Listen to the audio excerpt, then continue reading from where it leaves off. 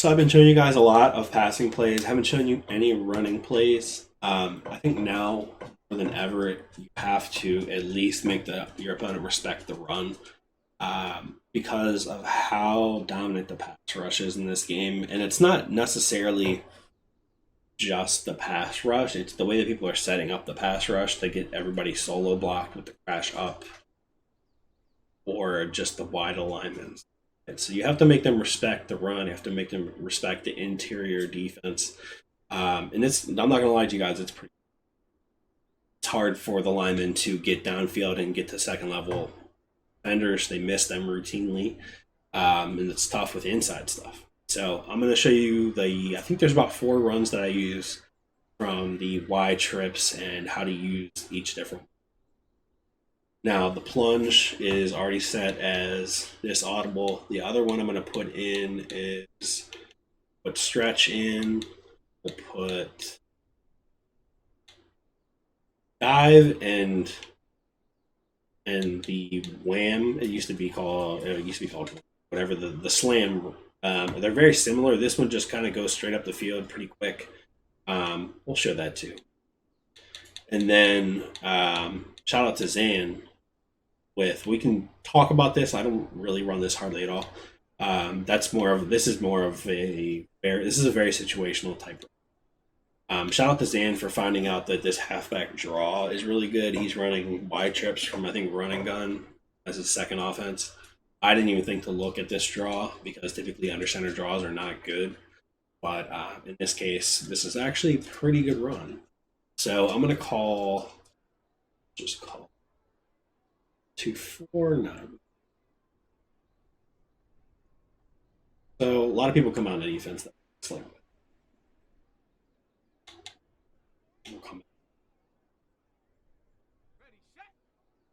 they'll come out of defense. Oh, I thought this was a 3-down line. My apologies. Could have swore I came out on a 3-down line.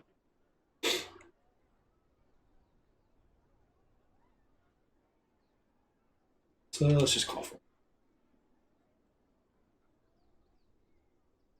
Now, this is kind of, typical of the coverage defense you'll see online. If they're running dollar, be aware, this wide alignment plus sending the pressure off the edges can be an absolute nightmare to attack in the passing game. You've got to try to figure out how to establish the run game. So we'll start with the dive. Now, they're going to have inside stuff more than likely on this nose tackle. They're going to have to double team. And I actually run post up on my right guard just for this scenario.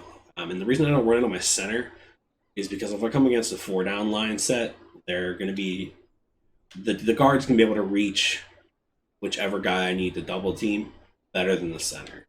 It's up to you. You can put more than one post up. I just use. So you double team your nose. You do not, under any circumstances, want to sprint until you get to that second level of defenders because the sheds in this game and the run game are absolutely dominant. They're so good. This is pretty straightforward. I'm not going to show you too much about how to run a dive. You just have to make them respect it. Don't go juking around in there, spinning around in there. You're going to fumble, turn the ball over, and get it. Just take what's there. Now, let's take a look at the stretch. You would never run the stretch more than likely against a look like this unless you had every intention of bouncing this back up. You do something like that. But what I've seen, and I've tried all this stuff, users will typically shoot that gap or plug that gap, and you'll have a bit hard. So you really want to run this against more of a compressed look. So let's just go ahead and jump. A lot of people will run like 4-3-6-1. Do we have this playbook? I'm going to just warn you, if your tight end can't block this, you'll get screamed at with it. Probably end up getting hit in the backfield. But here's where we have the numbers, right? Well, we don't necessarily have the win, but we have one-on-one everywhere across the board. So if we get that seal on the edge or we get a kick-out block, then we're...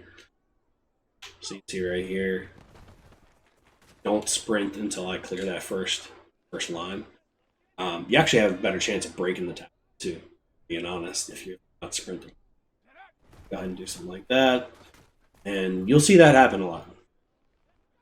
That's why it's tough to run the ball in this game. It really is. This guy has outside leverage on the tight end. Typically, he'll get up the field and have to be kicked out.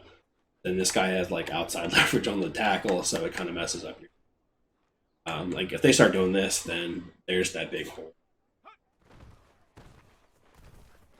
So if you set up the dive, make them pinch their D line, then we can hit them with the stretch. Then we kind of inside outside run. Let's take a look at the other run plays real quick. So you have the plunge. The plunge is similar to the dive. The dive, your dive goes straight forward, right away. Plunge actually kind of gives you a bit of a stutter step. So if if your opponent is kind of just flying around or they're getting some kind of crazy block sheds in the middle of the field, I really think the plunge is a little bit better of a run because you have more time to read and react, and I can bounce this outside if I need sheds in the middle, or sheds on the outside. Then you can cut it back away from. So this just takes a little bit longer to develop. Just take that into account.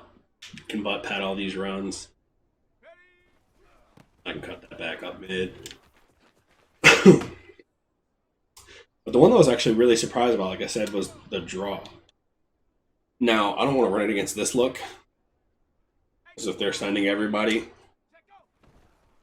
I'm going to, it's not going to be that effective. But a lot of people are running, like I said, that 3 down lineman look. So that dollar, that 335, sure they have, the big dime stuff. Go ahead and run. Let's just go C4. So we'll go draw. And I just like how the block's set up on this. Kind of tough when Aaron Donald is just dominating you. But you can go to either side of that center, right? So I should have probably taken that left. And then you get some big yards. I just like the way the block's set up in this. It gives you time to kind of read what the defense is doing, even if they're blitzing. That's right. So they're blitzing both. Oh, okay, they get picked up. Now there's still that gap. And it does look like it's going to be a pass. The receivers kind of go out on route. So if it holds the user for half a second, then you're already at a W. Just got to watch out for the block sheds. Now, I did mention that alert lookie is a special use case. You really only want to run this when they're blitzing off the right side. And if they're blitzing out of man coverage, a lot of people pass commit every time. So if even if a safety is 10 yards off the ball guarding that flat route, I don't even know what it's called, the bubble route, he'll run down there and give you some trouble. But let's go ahead and blitz off this right side here. Snap the ball, you kind of take that inside jab, and then so you have the option to run the ball. There's also that swing route there. I mean, it's decent inside the red zone. A lot of people get really aggressive inside the red zone. It's not something I will run consistently. It works maybe once or twice. You can also hand the ball off. I don't like that run as much because you're really committed to that left B gap. It's hard to bounce that outside. It's hard to keep. But just keep that in mind. Keep that in your bag just in case you get a heavy blitz off the right side.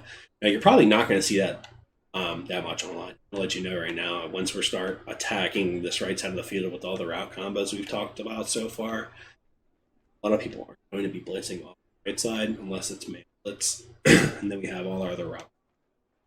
Just like I said, keep it in the back of your head, and I will catch you in the next video.